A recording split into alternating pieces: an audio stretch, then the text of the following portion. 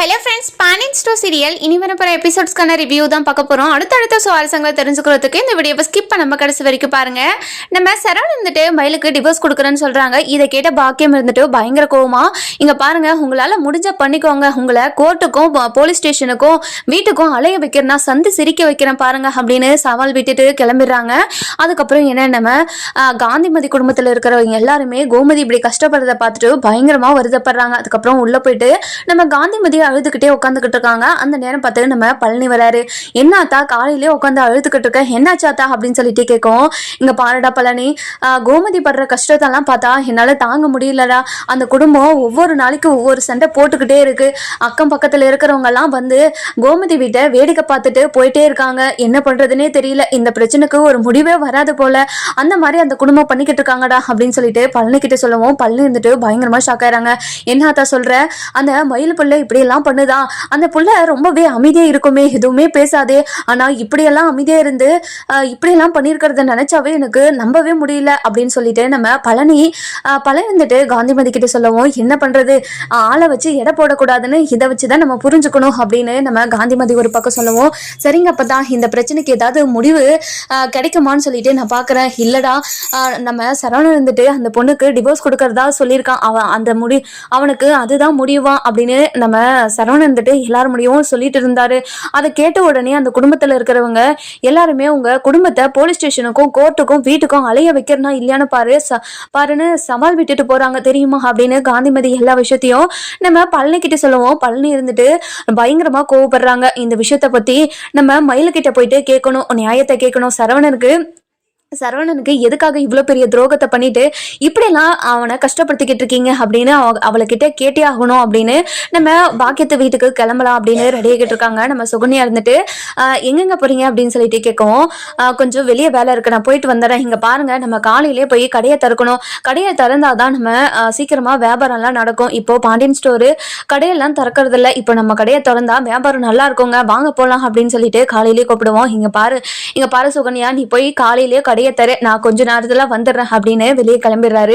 அதுக்கப்புறம் நம்ம சுகன்யா இருந்துட்டு பயங்கர கோவமா, இவரை திருத்தவே முடியாது, என்னதான் பண்றாரு ஏது பண்றாரு ஒண்ணுமே சொல்ல மாட்டேங்கிறாரு, நம்ம ஏதாவது பண்ணா மட்டும் என்ன திட்டுறதுக்குன்னு வரிஞ்சு கட்டிக்கிட்டு வந்துடுறாரு அப்படின்னு பயங்கர கோவத்தோட இவங்க கடையை திறக்க கிளம்பிடுறாங்க. அதுக்கப்புறம் நம்ம பழனி இருந்துட்டு பாக்கியத்துக்கு வீட்டுக்கு போயிடுறாங்க. வீட்டுக்கு போன உடனே வீடு பூட்டி கிடக்கிறத பாக்குறாங்க. ஐயோ, இவங்க வீட்டை பூட்டிட்டு எங்க போனாங்கன்னு தெரியல அப்படின்னு சொல்லிட்டு கொஞ்ச நேரம் அங்கே நின்று யோசிச்சுக்கிட்டே இருக்காங்க. அந்த நேரம் பார்த்து அந்த ஊர்ல இருக்கிறவங்க ஒருத்தர் வராங்க. வந்த உடனே, என்னப்பா இந்த வீட்டை வெறிச்சு பாத்துக்கிட்டு இருக்க அப்படின்னு சொல்லிட்டு கேட்கும். இந்த வீட்டுல இருக்கிறவங்க எல்லாம் எங்க போயிட்டாங்க அப்படின்னு சொல்லிட்டு கேட்கும். இங்க பாருங்கப்பா, இந்த வீட்டுல இருக்கிறவங்களால எங்களுக்கு எல்லாருக்குமே தொல்லை. இந்த வீட்டோட ஓனர் இருந்துட்டு ரொம்ப மாசமா இவங்க கிட்ட வாடகை கேட்டுட்டே தான் இருக்காங்க. ஆனா இந்த வீட்டுல இருக்கிறவங்க அதை கண்டுக்காம ஓனரவே மிரட்டி வச்சிருக்காங்க தெரியுமா. பாவம், அந்த ஓனரு பயந்து போயிட்டு இன்னும் அந்த வீட்டுல இருக்கிறவங்க கிட்ட இன்னும் வாடகையே கேட்காம இருக்காங்க. அது மட்டும் இல்லாம அவங்க குடும்பத்துல என்னென்ன ஃப்ராட் வேலை பண்ணிக்கிட்டு இருக்காங்கன்னு உனக்கு தெரியுமாப்பா அப்படின்னு சொல்லிட்டு கேட்கவும், என்ன ஐயா சொல்றீங்க, நீங்க சொல்றதெல்லாம் உண்மையா அப்படின்னு சொல்லிட்டு கேட்கவும், ஆமாங்க, நான் இன்னும் நிறைய விஷயத்த உங்ககிட்ட சொல்றேன் பாருங்க அப்படின்னு சொல்லிட்டு அந்த ஐயா இருந்துட்டு எல்லா விஷயத்தையும் சொல்றாங்க. மயில், அதாவது இந்த வீட்டுல இருக்கிற பெரிய பொண்ணுக்கு இப்போ கல்யாணம் ஆச்சு தெரியுங்களா. அந்த கல்யாணத்தை எத்தனையோ போய் சொல்லி கல்யாணம் பண்ணாங்க. ஆனா இருக்கிறதுலயே பெரிய பொய் எது தெரியுமாப்பா அப்படின்னு சொல்லிட்டு கேட்கவும், சொல்லுங்க ஐயா, என்ன பொய் சொல்லி கல்யாணம் பண்ணாங்க அப்படின்னு சொல்லிட்டு கேட்கவும், இங்க பாருங்க ஐயா, இப்ப கல்யாணம் பண்ணது அந்த பொண்ணுக்கு 2வது கல்யாணம் தெரியுமா அப்படின்னு சொல்லிட்டு சொல்லவும், இதை கேட்ட நம்ம பழனிக்கு பயங்கரமா ஷாக் ஆயிடுது. என்னையா சொல்றீங்க, நீங்க சொல்றதெல்லாம் உண்மையா அப்படின்னு சொல்லிட்டு கேட்கவும், ஆமா, நான் சொல்றதெல்லாம் உண்மைதான். இப்போ அந்த பொண்ணுக்கு 2வது கல்யாணம் தான் பண்ணாங்க. அந்த 2வது கல்யாணத்துலயும் அவங்க குடும்பத்துல எல்லாம் எல்லா உண்மையும் தெரிஞ்சு அந்த பொண்ணை வீட்டை விட்டு துரத்திட்டாங்களாம். இப்போ அவங்க காலையில இருந்தாங்க, இப்போ வீட்டை பூட்டிட்டு எங்க போயிட்டாங்க. ஒவ்வொரு நாளைக்கும் ஒவ்வொரு பிரச்சனை அந்த வீட்டுல நடந்துகிட்டே இருக்கு. அது மட்டும் இல்லாம வீட்டை சுத்தி கடன் வாங்கி வச்சிருக்காங்க. யாருக்கிட்டயுமே கடன் வாங்கினது திருப்பி கொடுத்ததா சரித்ததுமே கிடையாது. அந்த குடும்பத்திலயா அந்த குடும்பம் பொண்ணு எடுக்கணும். பாவம், அந்த குடும்பத்துல பொண்ணு எடுத்தவங்க நிலைமை என்ன ஆகுமோ, என்ன கஷ்டப்பட்டுட்டு இருக்காங்களோ கடவுளுக்கு தான் அந்த வெளிச்சம் அப்படின்னு சொல்லிட்டு அவர் பாட்டுக்கு போயிட்டே இருக்காரு. அதுக்கப்புறம் பழனிக்கு ஒண்ணுமே புரியல. இது 2வது கல்யாணமா சரவணனுக்கு தெரிஞ்சா இது என்ன ஆகும்? ஃபர்ஸ்ட் அந்த அந்த ஐயா கிட்ட போயிட்டு, ஐயா மயிலுக்கு 2வது கல்யாணம் தான், உங்களுக்கு எப்படி தெரியும் அப்படின்னு சொல்லிட்டு கேட்கும். அந்த கல்யாணத்துக்கு நானும் போயிருந்தேன் அப்படின்னு சொல்றாங்க. ஐயா அந்த கல்யாணத்துல எடுத்த ஏதாவது ஒரு போட்டோ ஏதாச்சும் இருக்குங்களா ஐயா அப்படின்றாங்க. இங்க பாருங்க, அதெல்லாம் நான் உங்ககிட்ட கொடுத்தேன்னா கண்டிப்பா நான் தான் மாட்டுவேன். அந்த குடும்பத்துல என்ன மாட்டி விடலான்னு பாக்குறீங்களா அப்படின்னு சொல்லிட்டு கேட்கவும், இங்க பாருங்க ஐயா, அந்த வீட்டுல இருக்கிறவங்க யார்கிட்டயும் உங்களை மாட்டி விட மாட்டேன் அப்படின்னு எதையோ சொல்லி அந்த அந்த ஐயா கிட்ட அந்த போட்டோவும் வாங்கிட்டு வந்துடுறாரு. இந்த போட்டோவை பார்த்துட்டு நம்ம பழனியே பயங்கர ஷாக்கோட, ஐயோ தன்னோட மாப்பிளோட வாழ்க்கை இப்படி ஆயிடுச்சே, ஒரு கேடு கட்டவளை கல்யாணம் பண்ணிக்கிட்டு இப்போ 2வது தரமா வேற கல்யாணம் பண்ணிக்கிட்டு வந்திருக்கா. இந்த விஷயம் மட்டும் வீட்டுல இருக்கிறவங்களுக்கு தெரிஞ்சிருந்தா கண்டிப்பா ரொம்பவே வருத்தப்படுவாங்க. இப்போ 2 பொய் சொன்னதுக்கே இவ்வளோ வருத்தப்படுறாங்களே, இப்போ இவ்வளோ பெரிய பொய்ய சொல்லி கல்யாணம் பண்ணியிருக்காங்களே அப்படின்னு பயங்கர கோவத்துல இருக்காங்க. அதுக்கப்புறம் என்ன, இந்த விஷயத்த போய் முதல்ல அக்கா கிட்டேயும் மச்சாங்கிட்டயும் இந்த விஷயத்த சொல்லணும் அப்படின்னு விறுவிறுன்னு கோமதி வீட்டுக்கு கிளம்புறாரு. அதுக்கப்புறம் நம்ம கோமதி இருந்துட்டு தலையில அடிச்சுக்கிட்டு அழுதுகிட்டே இருக்காங்க. இங்க பாருங்க, சரவணோட வாழ்க்கை இப்படி ஆகணும்னு நான் நினைச்சு கூட பாக்கலங்க. சரவணன் ரொம்ப பாவம், நம்ம பேச்சை கேட்டதை தவிர அவன் என்ன தப்பு பண்ணா, அவன் எந்த தப்பும் பண்ணலையே அப்படின்னு பயங்கரமா அழுதுகிட்டே இருக்காங்க. அதுக்கப்புறம் நம்ம சரவணன் இருந்துட்டு, இங்க பாருங்கம்மா, எனக்கு ஏதாச்சும் நீங்க பண்ணணும்னு ஆசைப்பட்டா எனக்கு டிவோர்ஸ் மட்டும் வாங்கி கொடுத்துருங்கம்மா அப்படின்னு ஓன்னு அழுக ஆரம்பிச்சிடறாரு. அதுக்கப்புறம் நம்ம பாண்டியன் இருந்துட்டு சரவணனை போயிட்டு தலைவியை அணைச்சுக்கிட்டு, இங்க பாருடா சரவணா, அப்பாவை மன்னிச்சிடுறான், இப்படி ஒரு வாழ்க்கையை உனக்கு அமைச்சு கொடுத்துட்டேனா, உனக்கு லவ் பண்ண பொண்ணையும் உனக்கு கல்யாணம் பண்ணி வச்சிருந்தனா நீ இப்ப சந்தோஷமா இருந்திருப்பல்ல. சொந்தம் இல்லாத குடும்பம்னு சொல்லிட்டு அந்த குடும்பம் வேணான்னு ஒதுக்கி வச்சேன். ஆனா இப்ப பாருடா உனக்கு என்ன நிலைமைன்னு, மன்னிச்சிடுற அப்பாவை அப்படின்னு ரொம்பவே மன்னிப்பு கேட்டுட்டு இருக்காங்க. இங்க பாருங்கப்பா, என்னோட வாழ்க்கை நான் சந்தோஷமா இருக்கணும்னு நீங்க ஆசைப்பட்டா எனக்கு இந்த டிவோர்ஸை மட்டும் அப்ளை பண்ணி கொடுத்துருங்கப்பா அப்படின்னு சொல்லிட்டு உள்ள போயிடுறாரு. அதுக்கப்புறம் நம்ம பாண்டியனுக்கு என்ன பண்றது ஏது பண்றதுன்னே ஒண்ணுமே புரிய மாட்டேங்குது. அதுக்கப்புறம் என்ன, இங்க பாரு கோமதி, சரவணன் ரொம்ப இது வரைக்கும் என்கிட்ட எதுவுமே கேட்டது கிடையாது. இப்போ அவனுக்குன்னு ஒண்ணு கேட்டிருக்கான், அது அவன் கேட்டதை நான் செஞ்சே தீரணும் அப்படின்னு நம்ம கோமதி கிட்ட சொல்லவும், என்னங்க பேசுறீங்க நீங்க? இங்க பாரு கோமதி, திரும்ப அந்த அவ கூட சரவணன் சேர்ந்து வாழுவான்னு நீ நினைச்சு பாக்குறியா அப்படின்னு சொல்லிட்டு கேட்கவும், இங்க பாருங்க, அவன் வாழ மாட்டானா எனக்கு தெரியாது.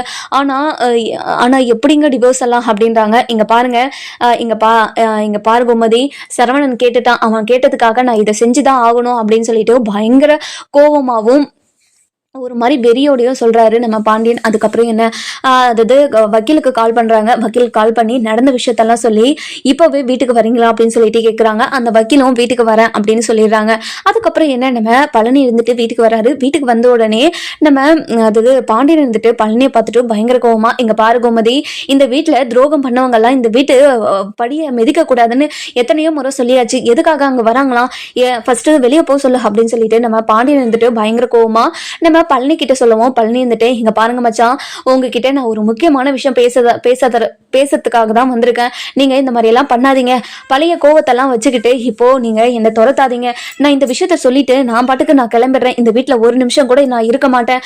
என்னோட மாப்பிள்ளையோட வாழ்க்கையில என்னென்ன நடந்துச்சுன்னு இப்போ தெளிவா நான் உங்ககிட்ட சொல்ல போறேன் அப்படின்னு நம்ம பழனி இருந்துட்டு சொல்லவும், இதை கேட்ட நம்ம சரவணன் வந்துட்டு வெளியே ஓடி வராரு. மாமா, என்ன மாமா சொல்ல போறீங்க, என்னாச்சு என்னோட வாழ்க்கையில, என்னென்ன சொல்லுங்க மாமா அப்படின்னு பதறி போய் கேட்கவும், இங்க பாருடா மாப்பிள்ள, உன்னோட வாழ்க்கையில நாங்க எதுவுமே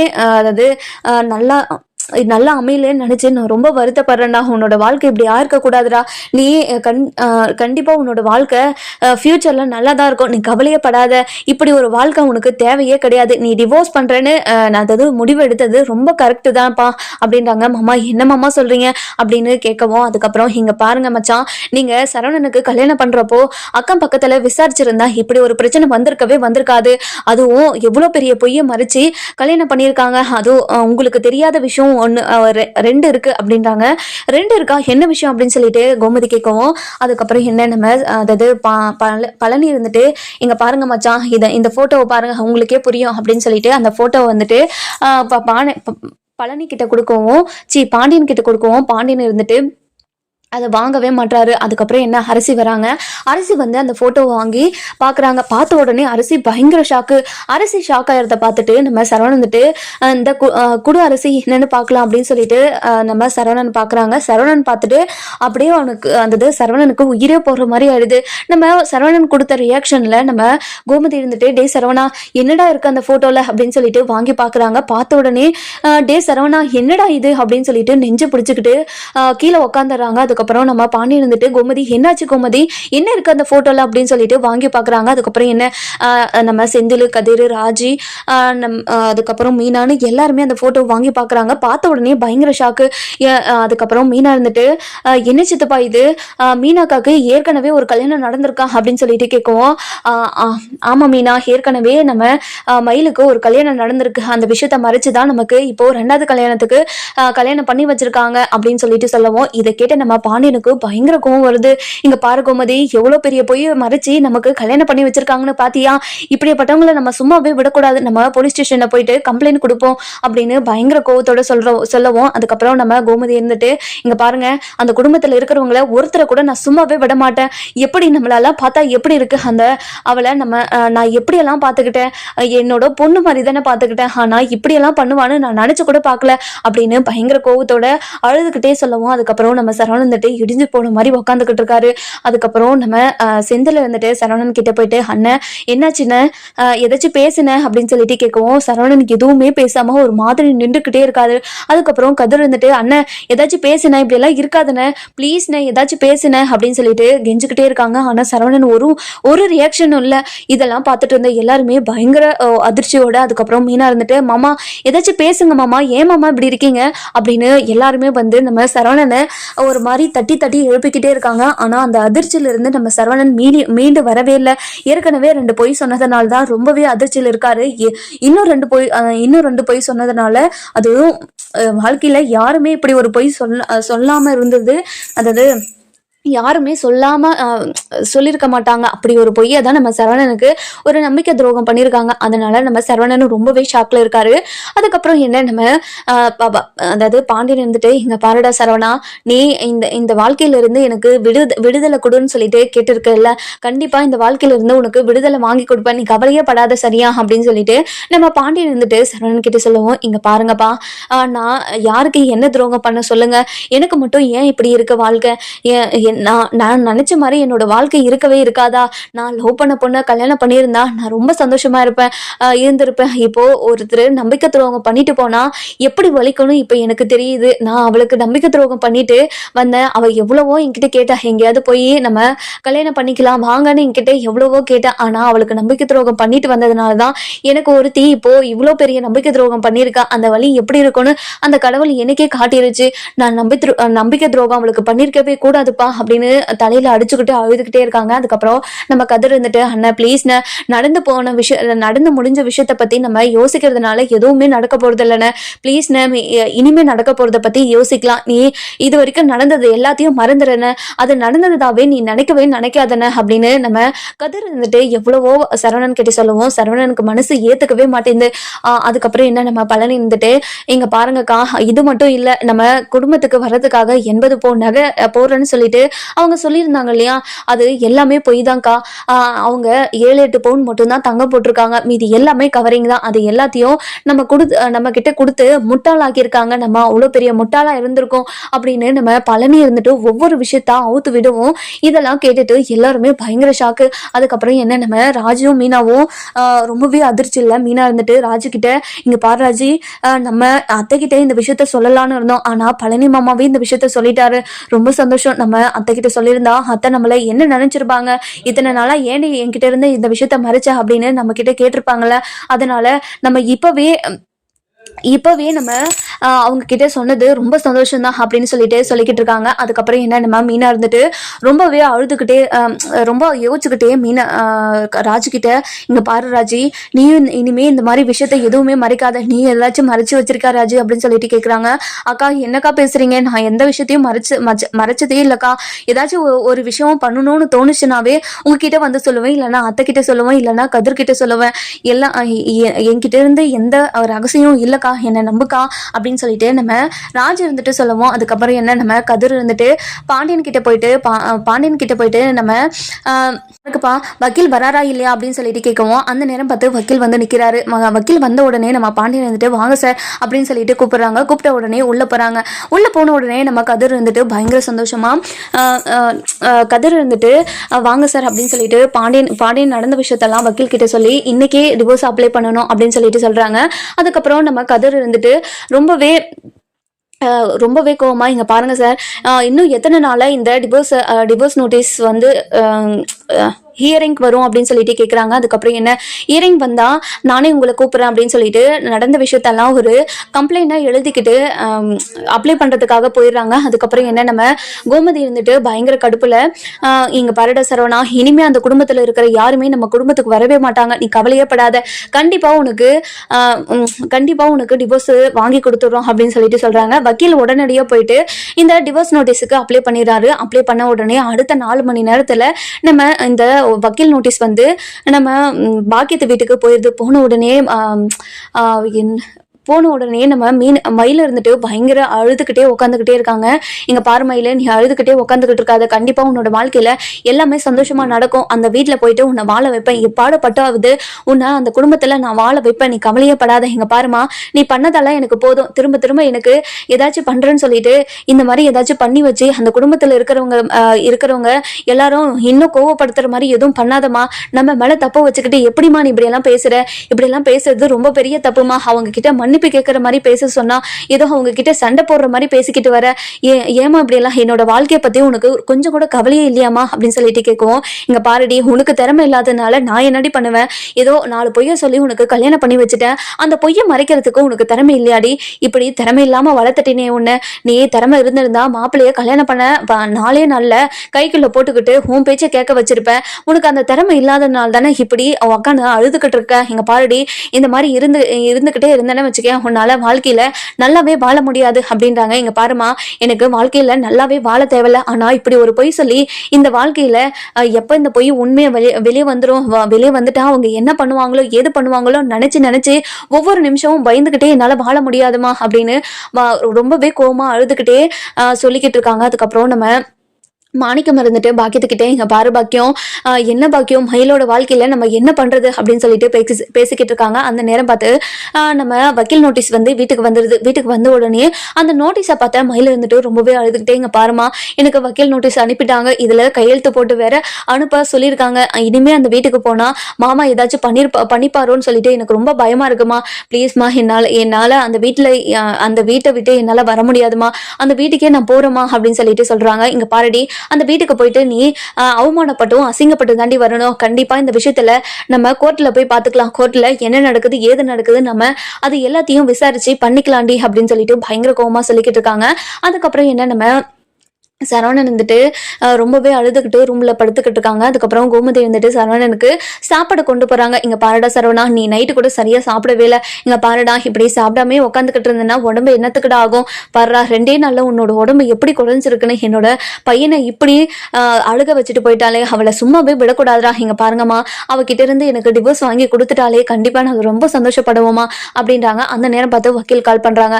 வக்கீல் கால் பண்ண உடனே, இங்க பாருங்க சார், அந்த வீட்டுக்கு வக்கீல் நோட்டீஸ் போயாச்சு, ஆனா அவங்க கையெழுத்து போட்டு அனுப்பவே கிடையாது, அதனால நம்ம டைரக்டா கோர்ட்ல போயிட்டு பேசிக்கலாம், நாளைக்கு ஹியரிங்க்கு வருது இந்த கேஸ் ஹியரிங்க்கு வர்றதுனால நாளைக்கு எல்லாருமே கோர்ட்டுக்கு வரணும் அப்படின்னு சொல்லிட்டு சொல்றாங்க. அதுக்கப்புறம் கோர்ட்டுக்கு வர சொல்லி ஆர்டர் போட்டு நம்ம பாக்கியத்துக்கு வீட்டுக்கும் ஒரு நோட்டீஸ் போகுது. அதை பார்த்த உடனே நம்ம மயில் இருந்துட்டு, இங்க பாருமா, என்னோட வாழ்க்கை அவ்வளவுதான், இனிமே என்னோட வாழ்க்கை மாறவே போறதில்ல, இனிமே நான் இப்படிதான் இருக்க போறேன் அப்படின்னு சொல்லி நம்ம பாக்கியம் இருந்துட்டு ரொம்பவே அழுதுகிட்டே இருக்காங்க. அதுக்கப்புறம் என்ன நம்ம பாக்கியம் இருந்துட்டு மயில்கிட்ட, இங்க பாருடி, நாளைக்கு கோர்ட்டுக்கு வர சொல்லியிருக்காங்களா, நாளைக்கு கோர்ட்ல போயிட்டு என்ன நடக்குது ஏது நடக்குதுன்னு எல்லாத்தையும் நம்ம விசாரிச்சுக்கலாம், நீ கவலையே படாத, உன்னோட வாழ்க்கையில நாளைக்கு ஒரு முடிவு கிடைக்க தானே போகுது, அப்படி உன்னோட வாழ்க்கையில எல்லாத்தையும் முடிச்சுட்டு போறாங்கன்னா ஜீவனாம்சமா எல்லா சத்தையும் எழுத சொல்லி நம்ம கேட்போம் அப்படின்னு பயங்கர கோவத்தோட நம்ம மயிலோட அம்மா இருந்துட்டு பயங்கர கோவமா சொல்லிக்கிட்டு இருக்காங்க. அதுக்கப்புறம் என்ன நம்ம சரவணன் இருந்துட்டு, இங்க பாருங்கம்மா, நாளைக்கு நம்ம கோர்ட்டுக்கு போக போறோம், கோர்ட்ல என்ன நடக்குது ஏது நடக்குதுன்னு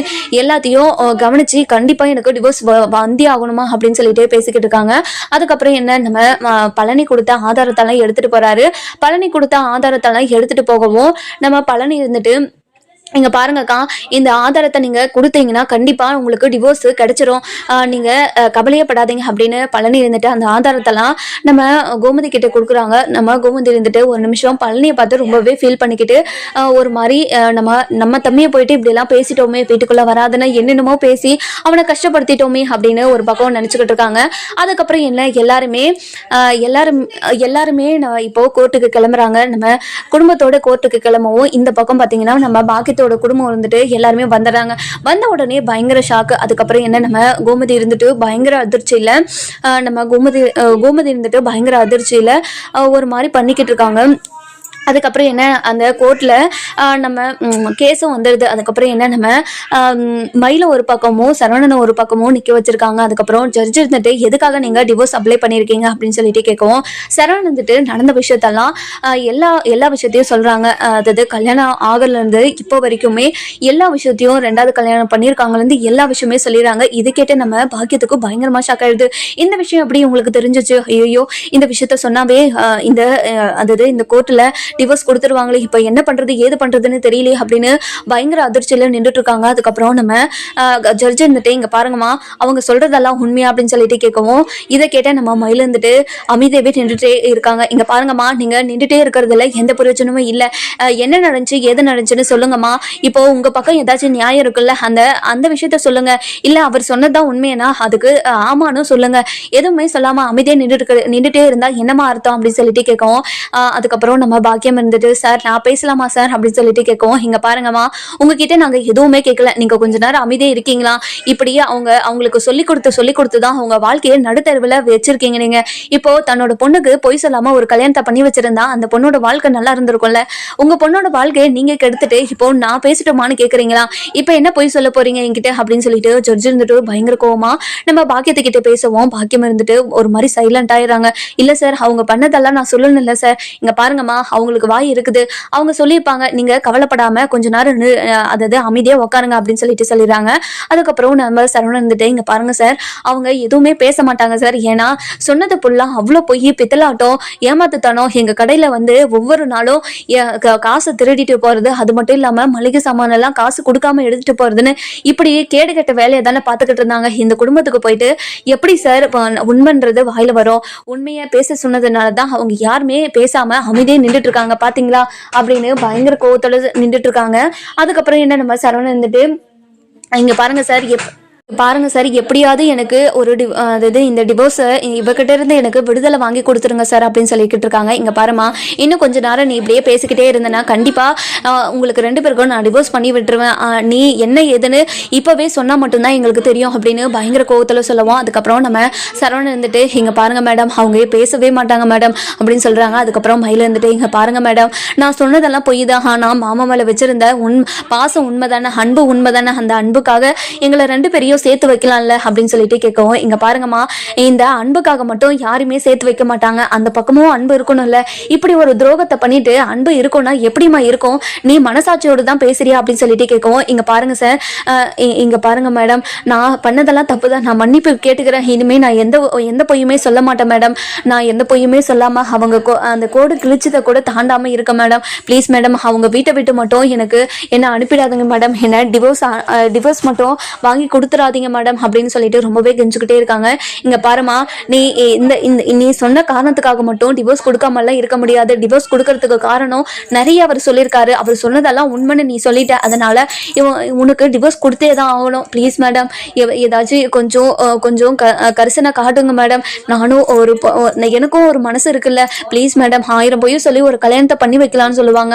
ஆனா என்னோட அப்பா அம்மா ஒரு 4-5 பொய்யும் சொல்லி தானே கல்யாணத்தை பண்ணி வச்சாங்க. இங்க பாருமா, 4-5 பொய்ன்னு சொல்லிட்டு அசால்ட்டா சொல்றிய நீ. 4-5 பொய்ன்னு அசால்ட்டா எப்படிமா சொல்ல முடியும்? எவ்வளவு பெரிய துரோகத்தை பண்ணியிருக்க அவருக்கு. நீங்க கணவன் மனைவிக்குள்ள எந்த ஒளிவும் மறைவும் இல்லாமல் இருந்திருந்தாதான் அந்த வாழ்க்கைக்கு ஒரு அர்த்தம் இருக்கும். நீ இப்படி ஒரு பொய்ய சொல்லியிருந்தா அவருக்கு எப்படிமா உன் மேலே லவ் வரும்? கண்டிப்பா அது வரவே வராது. இங்க பாருங்கம்மா, உங்க 2 பேருக்கும் நான் டிவோர்ஸ் கொடுக்க தான் போறேன். இங்க பாருங்க மேடம், உங்க காலில் கூட விழுறேன். இன்னும் கொஞ்ச நாள் மட்டும் என்ன அவங்க வீட்டில் இருக்க வைங்க. கண்டிப்பா அவங்களுக்கு என்ன பிடிச்சிருந்தா கண்டிப்பா நான் அங்கே இருக்கேன். அவங்களுக்கு என்ன பிடிக்கலன்னா நான் அந்த வீட்டை விட்டு வந்துடுறேன் மேடம். ப்ளீஸ் மேடம், என்ன அவங்க கிட்ட இருந்து பிரிச்சிடாதீங்க மேடம் அப்படின்னு சொல்லிட்டு கெஞ்சிக்கிட்டே இருக்கவும், அதுக்கப்புறம் ஜட்ஜ் இருந்துட்டு, இங்க பாருங்க, உங்களை நான் 6 மாசமா ஒரே வீட்டில் இருக்க வைக்கிறேன், அதுக்கப்புறமும் இவருக்கு பிடிக்கலன்னா கண்டிப்பாக உங்களுக்கு டிவோர்ஸ் கொடுத்துதான் ஆகும் அப்படின்னு சொல்லிட்டு சொல்லவும், இதை கேட்டு நம்ம சரவணந்துட்டு, மேம் இங்கே பாருங்க மேடம், இவ கூடலாம் என்னால் வாழவே முடியாது, ப்ளீஸ் மேடம் இவகிட்ட இருந்து எனக்கு டிவோர்ஸ் வாங்கி கொடுத்துருங்க மேடம் அப்படின்னு பயங்கர அழுகையில் சொல்லவும், இங்கே பாருங்கப்பா, எடுத்த உடனே நாங்கள் டிவோர்ஸ் எல்லாம் கொடுக்க மாட்டோம், ஒரு 6 மாதம் உங்கள் வீட்டில் இருக்கட்டுமே, அந்த 6 மாதத்தில் உங்களுக்கு இவங்களை பிடிச்ச கூட போகலாம் இல்லையா, அதனால இந்த 6 மாதம் மட்டும் அவங்க கூட வாழுங்க அப்படின்னு சொல்லிட்டு ஜட்ஜு வந்துட்டு தீர்ப்பு கொடுத்துட்றாங்க. தீர்ப்பு கொடுத்த உடனே வக்கீல் இருந்துட்டு பாண்டியன் கிட்டே, இங்கே பாருங்க சார், அவங்க 6 மாதம் நம்ம வீட்டில் இருந்து தான் ஆகணும், அந்த 6 மாதத்துல உங்களுக்கு பிடிக்கலன்னா கண்டிப்பாக இந்த கோர்ட்டையும் உங்களுக்கு டிவோர்ஸ் கொடுத்துரும், நீங்கள் கவலையே படாதீங்க அப்படின்னு சொல்லிட்டு சொல்கிறாங்க. நம்ம சரவணன் இருந்துட்டு அதாவது மயில அதாவது நம்ம வீட்டுக்கு மயில இருந்துட்டு வீட்டில் வர சொல்லி ஒத்துப்பாங்களா மாட்டாங்களான்னு சொல்லிட்டு நம்ம வர எபிசோட்ல பார்க்கலாம். இந்த வீடியோ உங்களுக்கு பிடிச்சிருந்தா லைக் பண்ணுங்க, சப்ஸ்கிரைப் பண்ணுங்க, மறக்காம பெல் ஐகானையும் கிளிக் பண்ணிக்கோங்க.